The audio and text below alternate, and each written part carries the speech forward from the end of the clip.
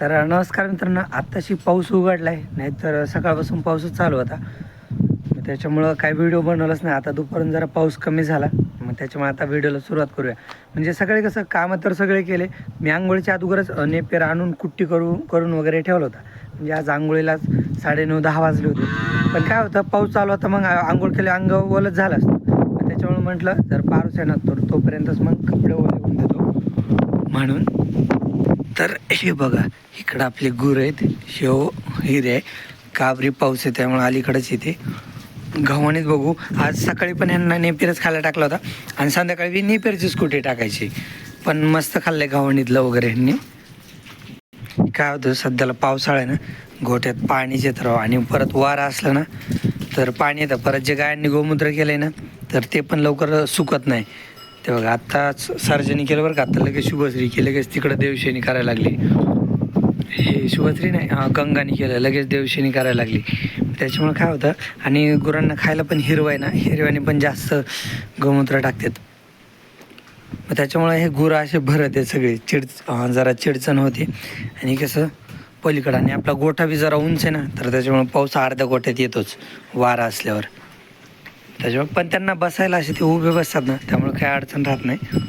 आणि इकडची गुरं थोडी मागं सरकतात, त्याच्यामुळे हिऱ्या बी जागेवरच आहे ना, त्याच्यामुळे सगळा भरला आहे. आणि ते बघा, त्याच्या खाली तर पाणी साचलं आहे. काय होतं, तो कोब आहे ना गोमूत्राने लवकर खराब होतं बरं का. म्हणजे गोमूत्र असं वाहून गेलं ना पटकन तर खराब होत नाही, पण त्याच्यावरती जर साचलं ना तर ते सिमेंट खराब होऊन जातं आणि तिथं खड्डा पडतो. त्याच्यामुळे हिऱ्याच्या तिथं खड्डा पडला आहे, तिथं मॅट वगैरे नाही ना, तर त्याच्यामुळं. हे नंदिनी, ए नंदिनी, बिचारी बघा, काल कमेंट येत होत्या ना, हिला ढेरी सुटली. हो, थोडीशी नॉर्मल ढेरी सुटली बरं का, पण झाली. कारण ढेरी जाईल तिची पुढच्या वर्षी, म्हणजे दिवाळीनंतर, ज्यावेळेस तिचा गवत पचवायचं वय होईल ना. म्हणजे आता पण पचतं आहे, पण फक्त आता दूध वगैरे नाही ना तिला, तर त्याच्यामुळं एक 5-6 महिन्यांनी त्याला सवय लागली ना, मग तिची तब्येत चांगली होईल, ढेरी कमी होईल. नाही तर बाकी आपल्या कुठल्याच गुराला ढेरी नाही, फक्त मेंटासला ढेरी. कारण की ती जागेवरच राहते, फिरायला कुठं जात नाही मेंटास, तर त्याच्यामुळं मेंटासला ढेरी आहे. नाही तर बाकी गावरांमध्ये बाकी कोणाचं ढेरी नाही. तर असं आहे. इकडं कुट्टी शिल्लक आहे बरं का, दुपारून खायला टाकायला. यार, कुट्टी कमी पडते काय, बरं जाऊ दे. इथे एक ते भिमुगाच्या पाल्याचे गटोडे, तर ते पण गुरांना खायला टाकता येईल. आणि किती, 3 आणि 3 हे 2, 4, 7 आणि ते खाली 2-3 जे 10 कॅरेट कुट्टी आहे, पण त्याच्यात होऊन जातं ह्यांचं. नाही झालं तर मग ते पाला टाकता येईल, किंवा ह्या कॅरेटच्या पलीकडं कुट्टीचे कॅरेट भरले ते टाकायचे, नाही तर गरज लागली तर पलीकडची कुट्टी घ्यायची. बोल ना धनश्री, काय म्हणती. पाऊस उघडल्यावरच ह्याला बांधलं होतं ह्यानी, तर काय केलं रे, सगळं अंग बी भरवलं आहे आणि परत सगळं गवत बी तोडवलं. थांब ना, जा, कुठं जायचं, थांब, बस दूरच एवढी, बस झालं. तिकडे जाताच येत नाही, तो आपलं इथंच खातोय. त्याला भरपूर अंतर आहे, तिकडं पण गोल फिरतंय ते, त्याला हिरव्या चाऱ्यात. गवळ्याला इकडं चरायला बांधले, गवळ्याला एकट्यालाच बांधले. म्हणजे माझ्या आधी तो पलीकडं बांधला होता, पण तिथलं खाल्लेलं म्हणून मी त्याची जागा बदलली, त्याला इकडं समोर खायला बांधलं.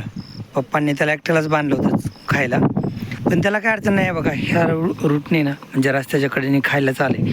आपल्या शेवटपर्यंत आपण गुरांना चारायला बांधू शकतो खायला, आणि खायला आलंय पण, आणि गुरं खात आहेत पण. आता ना आपल्या डाळिंबाच्या शेतातलं गवत आला बरं का खायला.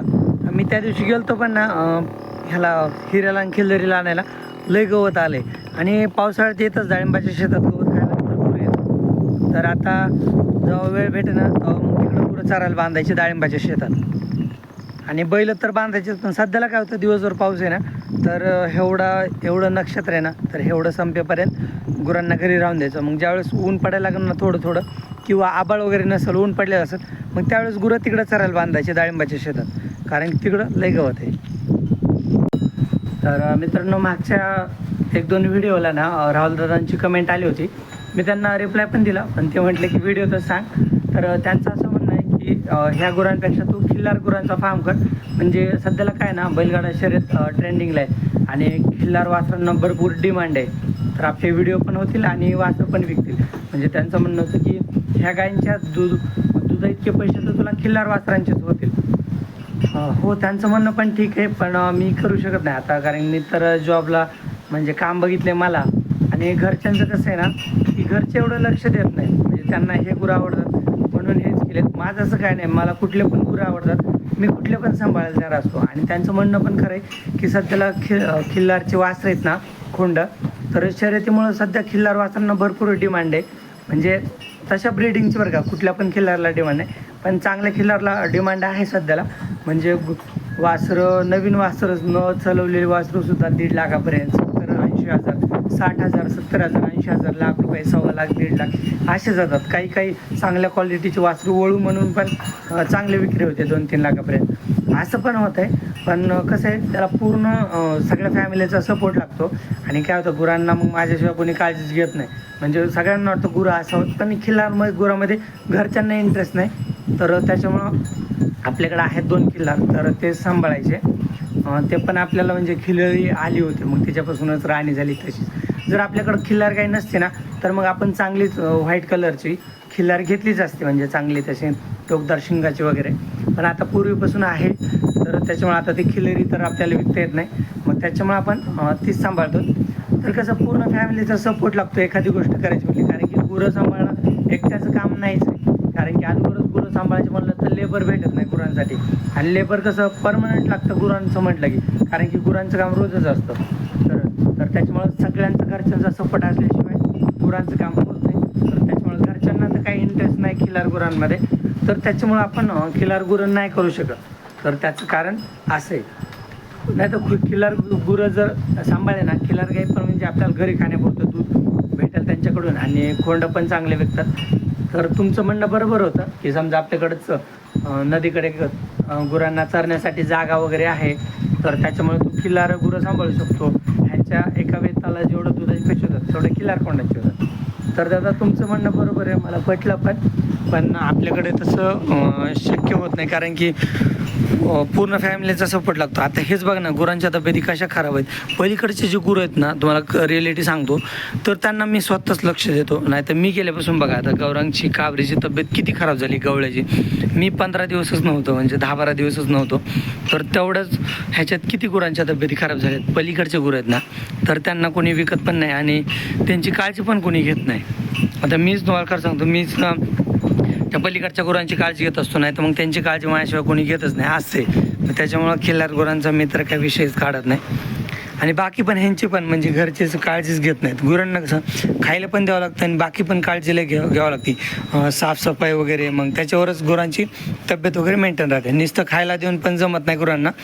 त्यांना व्यवस्थित थोडं जागा पण बदलली पाहिजे, म्हणजे कसं थोडा व्यायाम झाला पाहिजे, थोडे चलले फिरले ना वगैरे, तर त्यांचं मेटाबॉलिझम आहे ना, तर ते व्यवस्थित होतं, त्यांचे पाय वगैरे मोकळे होतात आणि थोडंसं चालल्यावर त्यांना एक्सरसाइज झाल्यासारखं होतं. मग त्याच्यामुळे पण त्यांच्या तब्येती चांगल्या राहतात. खाण्यात पण बदल पाहिजे सारखे, नाही तर सारखं निपेर म्हटलं ना, मग त्याच्यामुळं पण गुरांच्या तब्येती चांगल्या राहत नाहीत. असे पण प्रॉब्लेम होतात. आणि खायला व्यवस्था पण भरपूर चांगली पाहिजे गुरांना.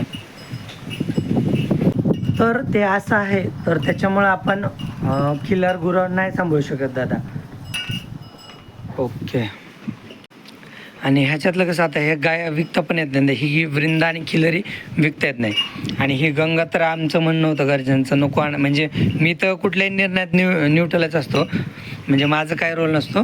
परंतु भैया आणि आई पप्पांना म्हणत होते गंगा आणली त्यावेळेस गुरं नको आपल्याला, गावरान गुरं 2च बस, वृंदा आणि खिल्लारी. तरी पण पप्पांनी हे गंगा आणि त्याच्यासोबत कालवडी आणल्या होत्या. मग त्या कालवडी काही कालानंतर आपण 1-2 अशाच सांभाळायला दिल्या आणि बाकीच्या 1-2 विकल्या. तर असं होतं. मग त्याच्यात नंतर परत गंगाचंच ती वाढली शुभश्री. परत सीता काबरे आणतानी पण आणि लाली आणतानी घरचे सगळे नकोच म्हणत होते आणायचे, तरी पण पप्पांनी आणल्या. आणि माझा तर काय रोल नसतो, म्हणजे मला काय कोणी विचारतच नाही काय करायचं ते, त्याच्यामुळे माझा काय रोलच नसतो. पण भैया आणि आई म्हणत होते आपल्याला गुरं नको, आपल्याच्याने सांभाळणं होत नाही, तर तरी पण पप्पांनी आणली. आणि मी आणायच्या आधी पण व्हिडिओज म्हणलं होतं की आहे ह्याच गुरांचा भरपूर लोड झाला आहे, संख्या वाढल्यानंतर गुरांच्या तब्येती मेंटेन करता येत नाहीत. नाही तर अगोदर मी एक पोस्टमध्ये टाकलं ना, वृंदाचा फोटो टाकला आहे. वृंदा आपण अगोदर तशी सांभाळत होतो, गंगंती यायच्या आधी. पण गंगंती आल्यानंतर गुरं वाढल्यानंतर तब्येती मेंटेन करणं आहे ना. मी सर्जाचा एक फोटो टाकला होता पोस्टमध्ये. तर सर्जा तसा सांभाळत होतो मी लहानपणी, म्हणजे चांगला तो 2 दात होईपर्यंत मी तसा मेंटेन केला होता. म्हणजे संख्या कमी होती तर त्याच्यामुळे गुरं चांगलेच राहतात. मी खिलरीचा पण फोटो आहे ना पोस्ट करतो. तुम्हाला त्या विश्वास बसणार नाही, खिलरी एवढी चांगली सांभाळली होती म्हणून. लई तिचं असं एक पण बरगडी दिसत होती, एवढी चांगली सांभाळली होती. पण त्यावेळेस संख्या कमी होती. संख्या जास्त आल्यानंतर गुरं मेंटेन होत राहतच नाहीत.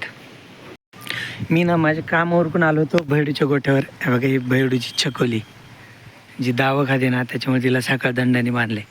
आता तब्येत वगैरे चांगली झाली. ती नवीन येत आली ना तवले मारित होती, आता पण घाबरती. ही भैडूच्या बैल.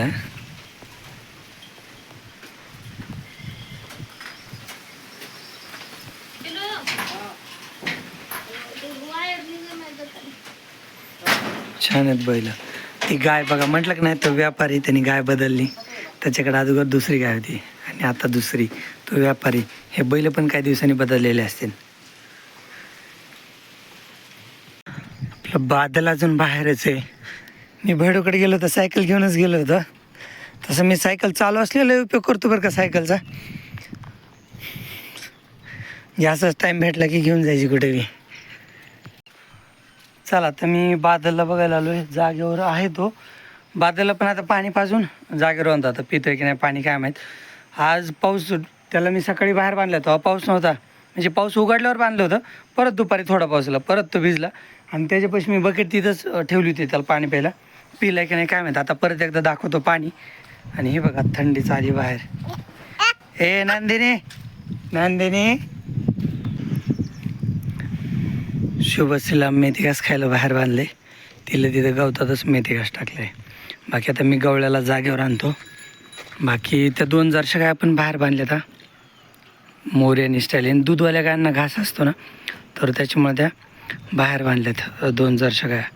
त्यांना बाहेर घास खायला टाकायचा. गावणील खातात, सगळेच खातात. तर तेवढा घास आपल्याकडं नाही, कारण मेथी घास कापायला मनुष्यबळ जास्त लागतं, म्हणजे मेहनत जास्त लागते. तोच विषय, सगळ्यांना मेथी घास नाही. बाय करायचं आता मी व्हिडिओ बंद करतो. कर बाय, चल बाय कर. ए नंदिनी चल बाय कर, नंदिनी बाय कर ना. कशी बघती. चला मित्रांनो, आता संध्याकाळ व्हायला लागली आहे. बादलला त्याच्या जागेवर बांधले. बादलला आता व्यवस्थित आहे बघा, शेडच्या मध्ये व्यवस्थित, पाऊस येणार नाही काय नाही, कोरडे जागा असं बांधले. आता सध्याला आपल्याकडे पैसे नाहीत. पैशाला बादलला आपल्याला चांगली व्यवस्था करायची. म्हणजे बादलला नाही, सगळ्याच गुरांना जेवढी होता येईल तेवढी चांगली व्यवस्था करायची आपल्याला. पण सध्या तरी आपण मग जागा ॲडजस्ट करून बांधतोत. आणि इथं प्लॅन होता बरं का त्याला जागा बनवायची, पण मला वेळच नाही भेटला. मला वेळच भेटत नाही. आणि जेव्हा वेळ भेटतो, म्हणजे थोडा वेळ असतो तेव्हा मी फोनच बघत बसतो. पण काय होतं, हे जर सामान व्यवस्थित मी इथलं तिकडं मध्ये टाकलं किंवा मधलं बाहेर काढलं ना, तर इथं जागा होती बादलला पण आणि बाकीच्या गुरांना पण होती. बघू, तसं करायचा प्रयत्न चालू आहे.